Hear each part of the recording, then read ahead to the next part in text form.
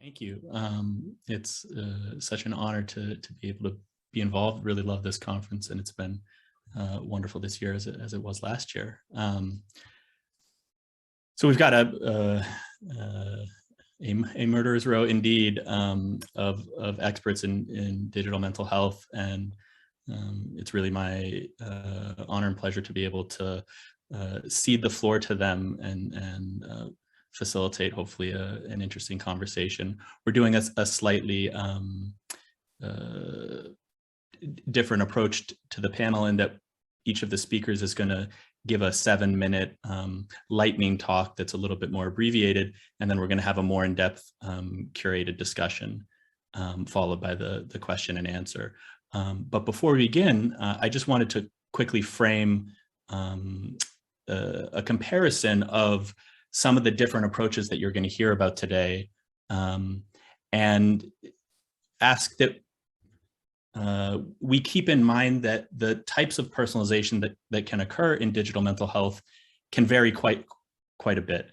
By which I mean, we'll hear about approaches for selecting treatment at a very high level, and so where you're not necessarily altering the treatment itself, but just deciding what the best package or module might be, all the way down to really more fine-grained adaptations of style and even personalized generative chatbots.